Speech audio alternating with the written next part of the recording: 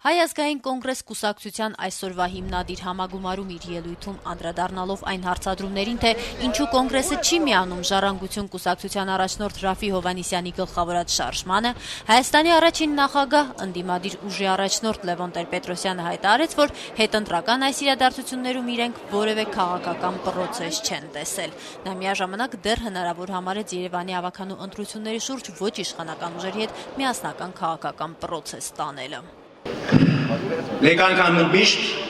թող բոլորը հասկանան։ Մենք քաղաքական կուսակցություն ենք,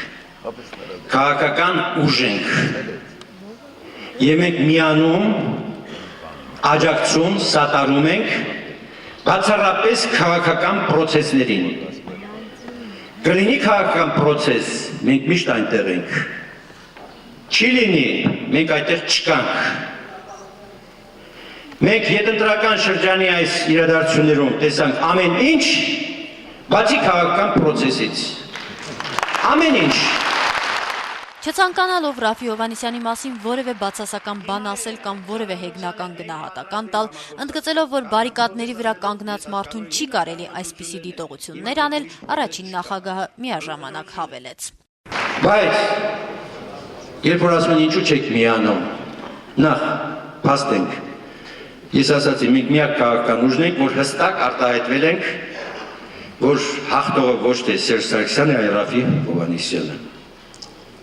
Ասեմ, սա քաղաքական առումով ամենամեծագույն աջակցություններ, որ կարող էր մի ընդդիմադիր կուսակցություն, որը ոչ այնքան նորմալ հարաբերություններ էր ունեցել անգամ Ժառանգության հետ, ասեր։ Սա արդեն մեծագույն բան էր։ Երկրորդը, մեր ակտիվիստների մեծագույն մասը միշտ եղել է հրապարակում։ Կոնգրեսի ակտիվիստների, եթե չչափազանցեմ, հրապարակի կեսը միշտ եղել է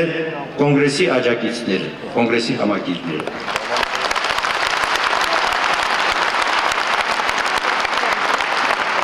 Եվ երրորդը, ասում են ինչու դուք ղեկավարությունը չմիացավ, չեկավ հարթակ, այստեղ կներեք։ Մի շատ մոդայիկ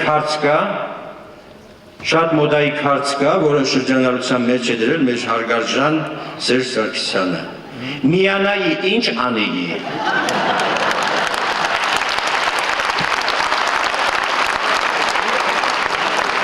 Միանայի, որ գնայի Վովա Գասպարյանի հետ աղոթեի,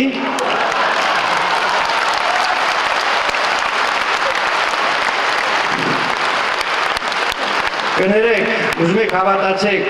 թե չհավատաք, իմացեք, որ Վովայի հետ աղոթելը իմ մանկության երազանքը չի եղել։ Ընդդիմադիր ուժի առաջնորդը վստահեցրեց, որ իրենք պատրաստ էին Ժառանգության եւ մյուսների հետ միասնական ցուցակով մասնակցել Երևանի ավականու ընտրություններում, անկախ նրանից, թե ով կգլխավորեր այդ ցուցակը, ինչը կարող էր լինել քաղաքական պրոցես, բայց չստացվեց։ Պատրաստ էինք մեր ամբողջ ուժերը ներդնել այդ գործում, չուզեցին, չարեցին, Դաշնակցությունը առաջարկեց մի ուրիշ ֆորմատ, երեկով փորձեցին առանց մեզ այդպիսի մի ընդհանուր լեզու գտնել, էլի չստացվեց, այստեղով է մեղավոր, ես չգիտեմ, չեմ էլ ուզում որևէ մեկի մեղադրել, ուղղակի փաստ եմ արձանագրում, չեղավ, դա սա քաղաքական պրոցես էր, լավ հիմա ժամանակ է անցել, դա էլ չի եղել, դեռ հնարավորություն կա միասնական քաղաքական պրոցես տանելու, բայց լրջորեն, առանց չգիտեմ ես դեմագոգիայի, առանց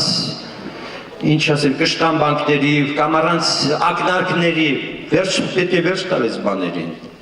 վերջ տալ։ Հիմա կարելի է միասնական էլի չգիտեմ հնարավոր բան ստեղծել, չգիտեմ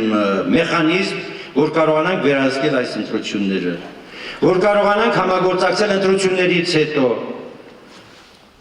Լևոն Տեր-Պետրոսյանը համարում է, որ Երևանի ավականու ընտրությունները ռեժիմը տապալելու, Սերժ Սարգսյանին ջախջախիչ պարտության մատնելու եւ նախագահ դառնալ երազողների համար շանս են ու ճանապարհ, ոչ իշխանական ուժերի միասնական քաղաքական պրոցես չտանելու պարագայում նրա կարծիքով իշխանությունները եւ Ժառանգությանը եւ Բարգավաճ Հայաստանին տալու են մի քանի անգամ ցածր արդյունք, քան նրանք ստացել են նախորդ ընտրություններում։ Սերժ Սարգսյանը շատ հիշաչար մարդ է եւ նա երբեք չի ների այն, ինչ նրա դեմ կատարվում է, չի ներելու Գագիկ Ծառուկյանին այսքան 2 տարի այս անկախ նրա քայլերի համար ես ավելի բան չեմ ասում, դեռ չեմ ասում հակընդդեմ անկախ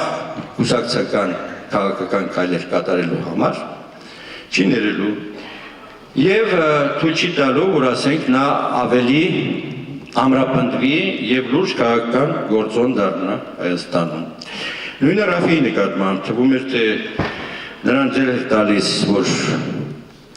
Ռաֆին դառնար առաջնորդ, ինչպես ասում է, ընդդիմության առաջնորդը եւ փողոցը վերցներ իր վերահսկողության տակ, բայց չի ներելու այդ 37%-ը,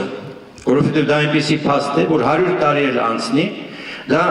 մնալու է որպես պատմական փաստ։ Իդեպ Լևոն Տեր-Պետրոսյանը համոզված է, որ Գագիկ Ծառուկյանը փորձում է պոկվել իշխանություններից, նորաստեղծ Հայազգային կոնգրես կուսակցության խնդիրը հռչակելով բուրժուա դեմոկրատական հեղափոխությունը, ինչի շնորհիվ ըստ նրա ստեղծվել է ամբողջ աշխարհի ներկա քաղաքակրթությունը, Տեր-Պետրոսյանը տարակուսանք հայտնեց, թե ինչու հայաստանյան քաղաքական շրջանակները սվիններով դիմավորեցին օլիգարխներին իշխանություններից պոկելու եւ Բարգավաճի հետ համագործակցելու իրենց պատրաստակամությունը։ Նա իդեպ այստեղ վկայակոչեց Խաչատուր Սուքիասյանի նախադեպը, համոզմունք հայտնելով, որ նույն ճանապարհը այսօր բռնել է Գագիկ Ծառուկյանը։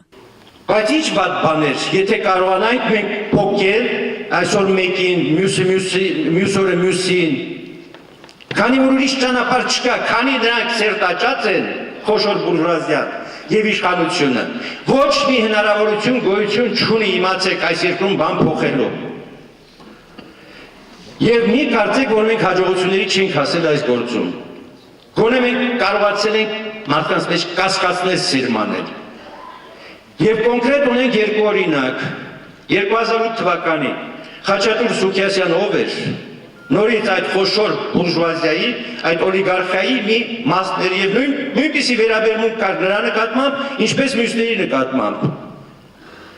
Բայց այդ մարդը ժամանակ հասկացավ, եկավ բացահայտ, միացավ մեր շարժմանը,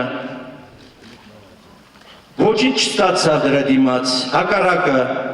իշխանությունները առաջին հարվածը հենց հասցրին նրան, պարզապես սնանկացրին այդ մարդուն։ Իհարկե, դա կանեին, որովհետև ամենակ էր։ Իսկ եթե պատկերացրեք դրանք լինեն շատ, մի քանիսը կամ բոլորը, իշխանությունը անզոր կգտնվի դրանց դեմ, բոլորի դեմ պայքարելու։ Այսօր նույն ճանապարհն է ընտրել Գագիկ Ծառուկյանը եւ ինչ են անում, փոխանակ նպաստեն այդ process-ին։ Փոխանակ անեն ամեն ինչ, որ դա գնալով խորանա։ Եվ այդ մարդը որևէ քայլ չարեց, որը կասկածներ հարուցի, որ նա իսկապես փորձում է փոխվել իշխանությունից։ Ես չեմ ասում փոխվել է լրիվ։ Նա չի կարող, հսկայական տնտեսություն ունի, հազար ու մի բաներով կապված է։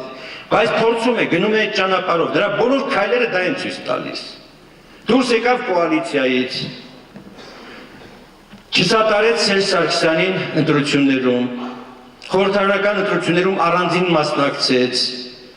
ես վերջին հենց այս դահլիճում չշնորհավորեց, չմասնակցեց Սերժի ինչին ասում, երթմնակալությանը, այսօր էլ պատրաստ է հավաքանու ընտրություններում ճակատ տալ։ Ինչպես կարելի է մի ուժ, որը նպաստում է, չեմ ասում պայքարում է, նպաստում է մի չարիքի դեմ պայքարին եւ չարիքի թուլացմանը, այդպես վանել, դա ուրիշ բացատրություն չի կարող ունենալ, քան մտածել, որ նրանք չեն ուզում այդ փոփոխությունները։ Իդեպ կոնգրեսի այսօրվա համագումարում Բարգավաճ Հայաստան կուսակցությունից ներկա էր պատգամավոր Ստեփան Մարգարյանը։ Դաշնակցությունը մասնակցում էր խորհրդարանական խմբակցության ղեկավար Արմեն Ռուստամյանի մակարդակով, ինչպես Հանրապետականից եւ ՕԵԿ-ից, այնպես էլ Ժառանգությունից որևէ մեկը ներկա չէր։ Կոնգրեսի խմբակցության ղեկավար Լևոն Զուրաբյանը հիմնավորեց, որ հրավիրել են միայն այն ուժերին, որոնք պատրաստ են իրենց հետ համագործակցել։ Ժառանգությունն էլ մեզ իր համագումարին չէր հրավիրել, ասաց։ Կոնգրեսի խմբակցության պատգամավորներ Հրանտ Բագրատյանն ու Նիկոլ Փաշինյանն ներկա չէին։ Հավելեմ, որ այսօրվա համագումարում Լևոն Տեր-Պետրոսյանը միաձայն ընտրվեց Հայ ազգային կոնգրես կուսակցության ղեկավար։